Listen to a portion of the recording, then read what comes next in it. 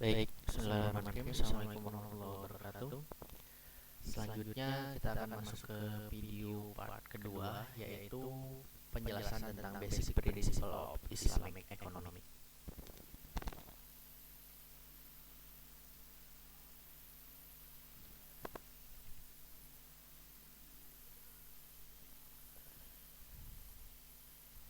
Baik. Kalau sebelumnya kita sudah mencoba mengenal secara luas terkait apa itu ekonomi, apa itu ilmu ekonomi, sistem ekonomi, dan gambaran secara luas bagaimana sistem ekonomi itu mempengaruhi yang namanya perilaku-perilaku ekonomi. Maka pada kesempatan ini kita akan kaji lebih dalam lagi dan nanti akan kita kaitkan dengan pengenalan terkait ekonomi Islam. Ada beberapa poin yang ingin kita bahas dan teman-teman juga sudah mencari informasi terkait hal tersebut, yaitu yang pertama terkait bagaimana prinsip ekonomi mempengaruhi sistem dan teori ekonomi. Kemudian yang kedua terkait munculnya wacana ekonomi Islam, prinsip-prinsip dasar ekonomi Islam, kemudian sistem ekonomi Islam, dan ilmu ekonomi Islam. Poin-poin pertanyaan yang menjadi poin diskusi pada kesempatan ini adalah diantaranya yang pertama terkait bagaimana prinsip materialisme yang sudah kita singgung di video sebelumnya berdampak terhadap terbentuknya sistem ekonomi. Kemudian perbedaan pendapat tentang kelangkaan baik itu dalam pandangan ekonomi mainstream, kapitalis maupun dalam sudut pandang ekonomi Islam. Kemudian welfare atau kesejahteraan yang menjadi tujuan ekonomi, hakikatnya seperti apa dalam pandangan Islam. Kemudian pembahasan terkait bagaimana munculnya alternatif sistem ekonomi yang baru, ya ekonomi Islam. Kemudian definisi ekonomi Islam, kemudian prinsip dasarnya, kemudian pendapat-pendapat yang dalam ekonomi Islam. Kemudian masuk ke konsep kepemilikan dalam Islam, kemudian konsep bagaimana memanfaatkan kepemilikan, mendistribusikannya, dan poin yang terakhir terkait time value of money dan economic value of time. Baik, beberapa poin tersebut akan kita jawab dengan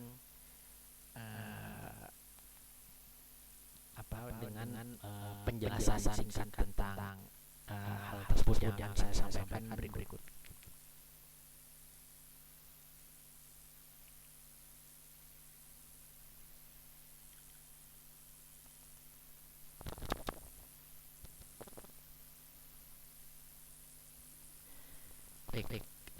Model pembahasannya kita akan urutkan bagaimana value atau prinsip yang dipegang oleh manusia pada suatu peradaban atau pada suatu komunitas itu bisa membentuk yang namanya sistem. Kemudian dari sistem tadi membentuk yang namanya behavior, membentuk perilaku ekonomi. Kemudian perilaku tadi dicoba dipotret, kemudian diteorikan sehingga menjadi yang namanya teori ekonomi atau ilmu ekonomi. Dan seiring dengan perkembangannya zaman, sistem-sistem ekonomi tadi itu pasti akan mulai muncul kelebihan dan kekurangannya, sehingga kita bisa potret lagi problem-problem yang muncul dari sistem ekonomi tersebut. Baik, coba kita bahas dengan sistem ekonomi kapitalis.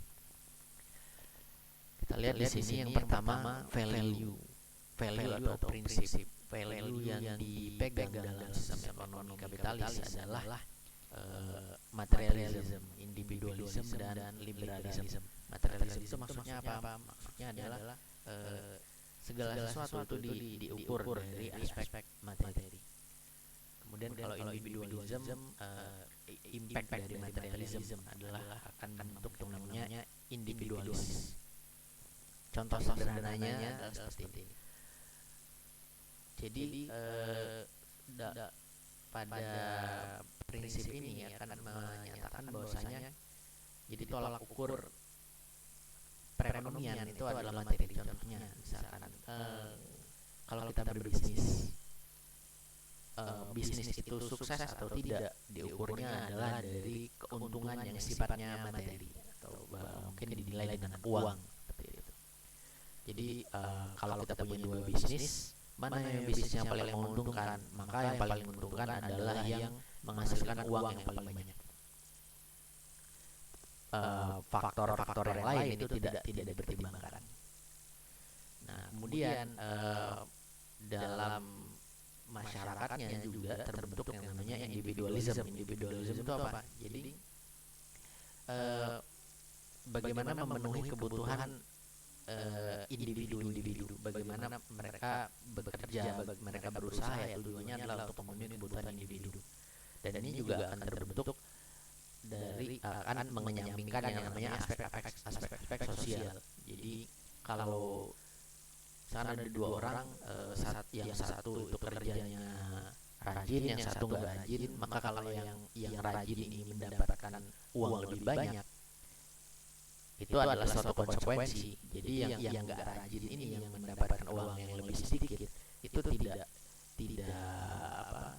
ada kewajiban dari yang uang yang lebih banyak ini untuk membantu yang lebih sedikit. Jadi kalau pengen uang yang lebih banyak, maka silakan bekerja lebih giat. Nah, itu salah satu contoh dari individualistik.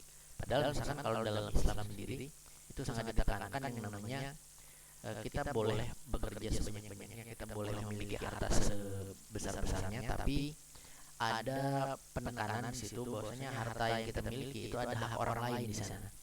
Nah, ini kan untuk sangat kontra dengan prinsip individualisme. Kemudian prinsip yang lain diantaranya adalah rationality. Jadi mengukur sesuatu kebenaran itu dilihat dari hal yang sifatnya rasional, masuk akal. Contoh sederhana, misalkan dalam sudut pandang ini, kalau mereka melihat ajaran zakat misalkan dalam Islam, ya, mereka secara rasional mengatakan zakat itu justru akan merugikan. Misalkan kamu punya suatu bisnis, kemudian bisnis itu menghasilkan suatu pendapatan, kok mau-maunya pendapatannya itu dizakatkan, dan dijanjikan di situ bahwasanya ketika menzakatkan pendapatannya maka akan dapat imbalan atau akan mendapatkan dampak atau di masa yang akan datang yang lebih besar. Kok bisa?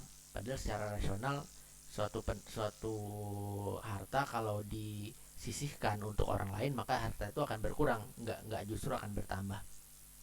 Nah, ini pendekatannya adalah rasional. Padahal kalau kita lihat lagi, ternyata ketika dikaji dalam ilmu ekonomi, ternyata zakat itu adalah rasional. Jadi ketika kita mengeluarkan 1, maka akan bertambah jadi 7, dan 7 itu akan menjadi 100. Itu ternyata ketika dilihat dari sudut pandang ekonomi makro, itu sangat rasional sekali. Nah, jadi ini salah satu contoh bagaimana value atau prinsip yang dipegang itu membentuk yang namanya suatu sistem ekonomi.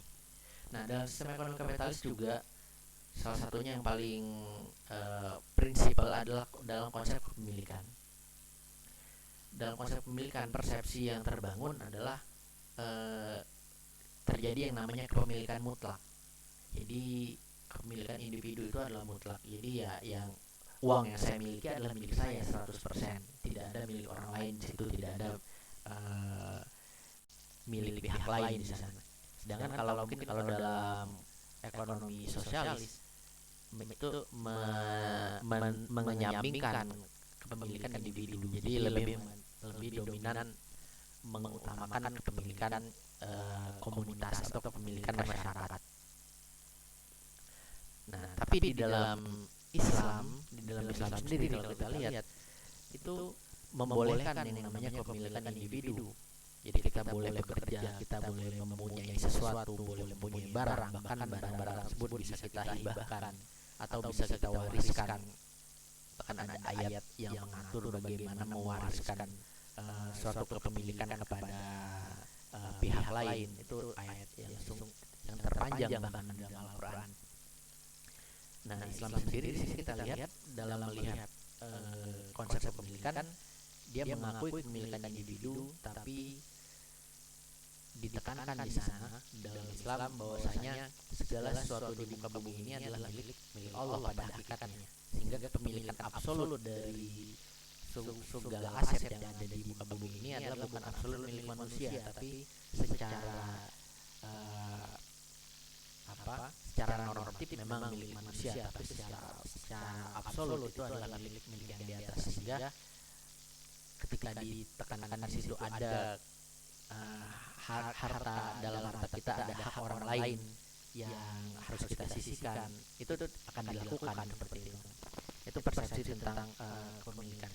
Begitu juga tentang pemanfaatan di dalam ekonomi konvensional. Ketika kita memanfaatkan suatu barang, misalkan contohnya kita memanfaatkan uang, ketika uang kita gunakan, ya kita akan berpatokan lagi ke value apa yang kita pegang, ke rationality maupun ke individualism. Misalkan contoh sederhananya, kalau ada orang yang membutuhkan uang untuk kebutuhannya penting, misalkan dalam ranah dia butuh untuk makan seperti itu, kemudian datang ke kita pengen pinjam uang, itu kan konteksnya berarti kalau kita minjemin dia uang itu kan konteksnya sosial. Nah, karena kita individualis, karena kita materialis, maka kita dalam perilaku kita menilai kita mengalami suatu kerugian. Kerugiannya apa?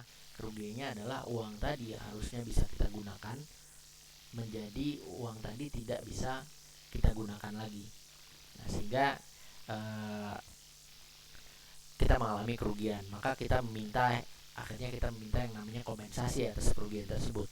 Nah, kan beralih nih dari yang awalnya sosial menjadi komersial, sehingga disitulah muncullah yang namanya praktek kalau pinjam uang maka harus ada imbalannya, atau sering kita dengar dengan istilah bunga. Nah, tapi kalau dalam Islam ditekankan di situ kalau konteksnya sosial, maka kita tidak boleh itu menjadi komersial. Kalau kita membantu, maka kita harus membantu. Kalau itu konteksnya komersial, maka silakan dilakukan dengan kegiatan-kegiatan yang sifatnya aktivitas produktif. Nah, kemudian sistem ini juga bisa dilihat dari cerminan tentang bagaimana menyikapi kelangkaan. Kalau dalam mainstream ekonomi, kelangkaan itu dianggap seolah-olah ya segala sesuatu sumber daya itu langka, kemudian kebutuhan manusia itu tidak terbatas. Contohnya mungkin contoh sederhananya adalah kalau kita lihat dari penggunaan konsumsi bahan bakar minyak. Konsumsi bahan bakar minyak kan seiring berjalannya waktu semakin meningkat, semakin banyak konsumsinya. Sedangkan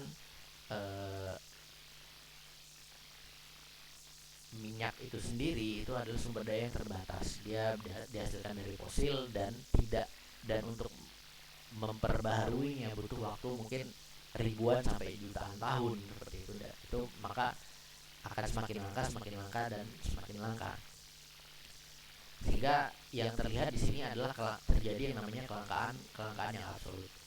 Padahal kalau dalam sudut pandang Islam ada suatu ayat yang mungkin kalau kita baca secara letter luck itu kontradiktif dengan konsep kelangkaan ini, yaitu disampaikan di dalam Al-Quran bahwasanya segala sesuatu di muka bumi ini, bahkan ayam pun di esok harinya itu sudah dijamin rezekinya, sudah dijamin makan, dia akan makan apa besok. Berarti di dalam konsep Islam disebutkan di situ bahwasanya sumber daya itu sudah tersedia, tidak ada yang namanya kelangkaan sumber daya.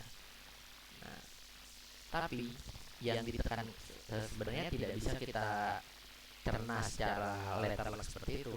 Yang dimaksud dari hal tersebut adalah bahwasanya sumber daya atau resources bagi manusia itu sudah tersedia, tinggal memang manusianya sendiri yang belum mampu untuk menemukan resources tersebut. Contohnya misalkan bahan bakar minyak tadi, mungkin sekarang manusia kemampuannya baru sebatas hanya bahan bakar itu dari minyak bumi seperti itu.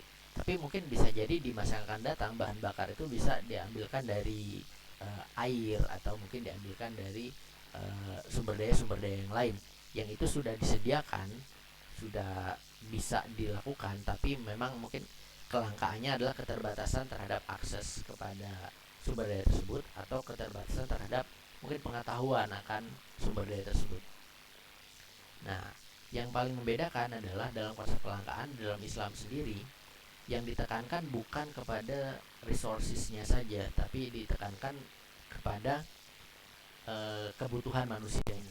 Sehingga kalau kita lihat di dalam Al-Quran itu banyak sekali ayat-ayat yang melarang manusia untuk berlebih-lebihan, melarang manusia untuk berlaku eksploitatif, menyarankan manusia untuk melakukan hal secukupnya saja. Bahkan ada mungkin yang teman-teman paling sering dengar, ada ayat yang mengatakan sesungguhnya orang-orang yang mubazir itu adalah temannya setan. Nah, jadi penekanannya adalah dalam konsep kelangkaan, dalam Islam kelangkaan itu dianggap bukan kelangkaan yang absolut sumber daya, tapi kelangkaan terhadap akses terhadap sumber daya tersebut. Dan ditekankan di sana bahwasanya kebutuhan yang harus direm.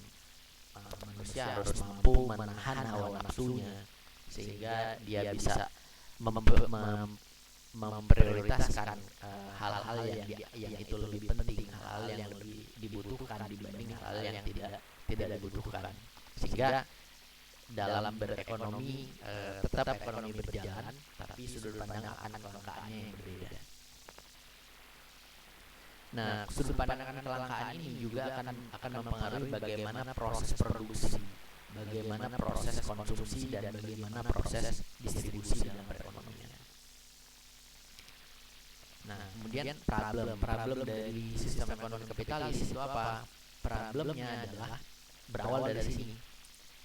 Karena individualistik dan materialisme tadi, maka ketika terjadi perilaku ekonomi, contoh yang paling mendasar adalah di persamaan antara uang dengan modal.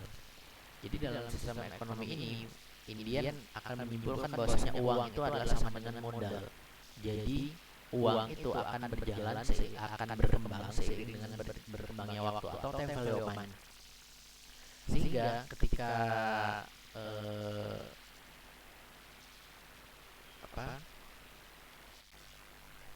time value of money, jadi uang itu akan bertambah seiring dengan bertambahnya waktu. Jadi ketika ada seseorang membutuhkan uang kemudian datang kepada orang lain yang mempunyai uang berlebih, maka dia meminjamkan uangnya, maka seolah-olah itu sudah dianggap sebagai modal yang akan menghasilkan income, akan menghasilkan pendapatan.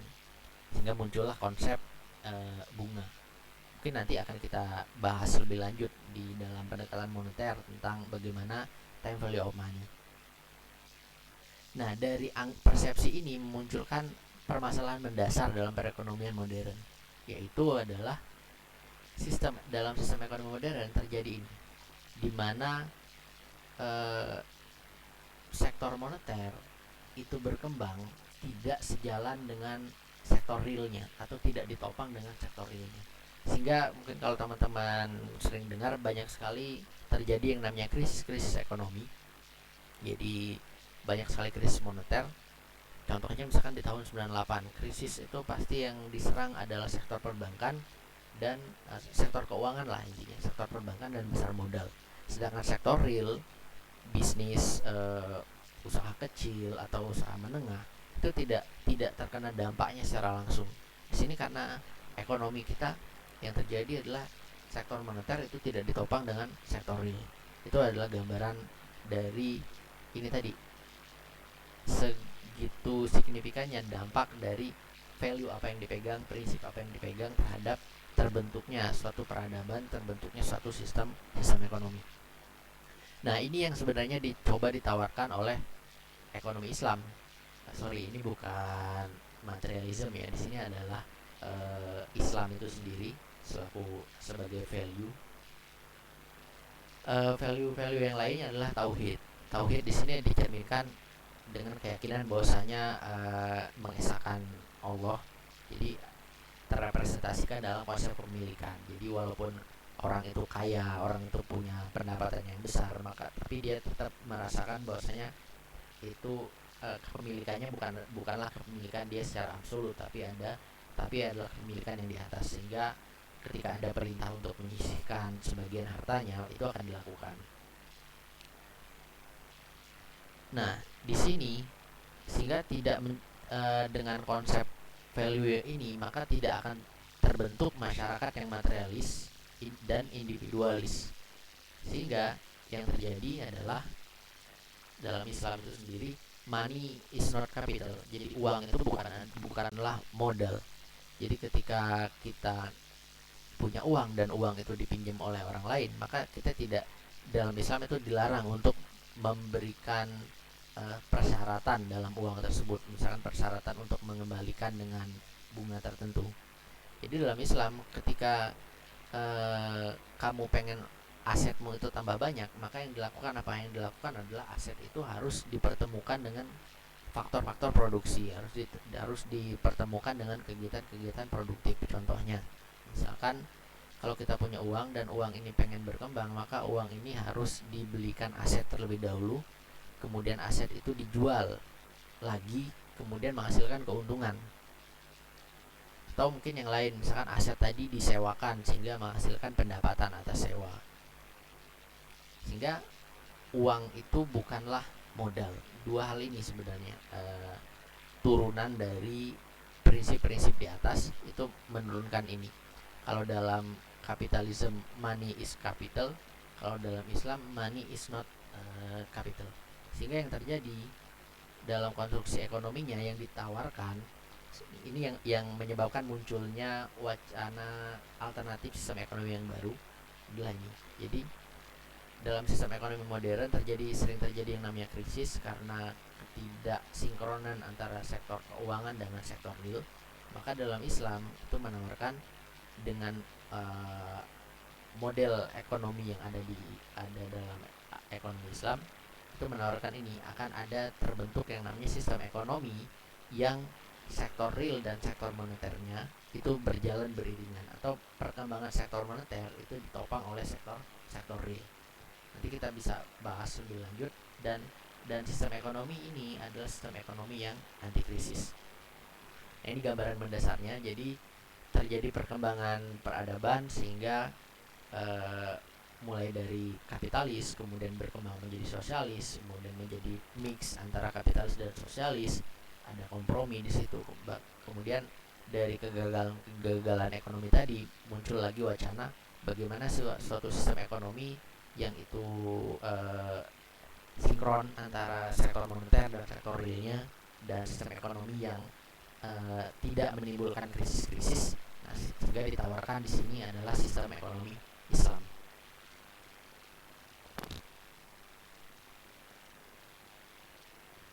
Nah, itu tadi beberapa poin yang sudah kita singgung terkait poin-poin yang kita bahas dalam pembahasan ini, mulai dari dampak prinsip materialisme, kemudian perbedaan pendapat tentang konsep kelangkaan, kemudian hakikat kesejahteraan. Kalau hakikat kesejahteraan juga karena perbedaan value, maka definisi kesejahteraan juga akan berbeda. Karena kalau materialisme, maka kita akan menganggap kesejahteraan itu hanya sebatas aspek materi. Sedangkan dalam Islam kesejahteraan itu tidak hanya sebatas materi, tapi juga bisa juga kesejahteraan yang lain, atau sering kita sebut dengan istilah falah. Falah itu adalah kesejahteraan di dunia dan di akhirat. Jadi misalnya kalau kita punya dua proyek, yang satu di mana dua proyek ini menghasilkan pendapatan yang sama, mana yang akan kita pilih? Mungkin kalau dari sudut pandang materialisme, ya dia akan pilih yang paling besar pendapatannya. Tapi kalau dalam sudut pandang yang berpegangan dengan nilai Islam, maka yang akan dipilih adalah yang memberikan kesejahteraan jangka panjang, yaitu kesejahteraan di dunia dan di akhirat yang paling besar. Itu yang akan dipilih dibanding hanya sebatas aspek materi saja. Kemudian kaitannya dengan time value of money. Nah, ini tadi ya, money is capital itu adalah time value of money. Kemudian money is not capital itu adalah economic value of time. Jadi intinya kalau economic value of time itu kalau apa yang menyebabkan harta kita bertambah di masa yang akan datang itu ditentukan oleh seberapa produktif kita dalam memanfaatkan waktu. Nah, kalau dalam time value of money, apa yang menyebabkan harta kita di masa yang akan datang bertambah? Yang menyebabkan harta kita bertambah adalah eh, ini ya, apa? Seberapa lama waktu yang kita gunakan. Oke, itu saja penjelasan singkatnya. Nanti bisa kita lanjut dalam materi-materi berikutnya. Terima kasih. Assalamualaikum warahmatullahi wabarakatuh.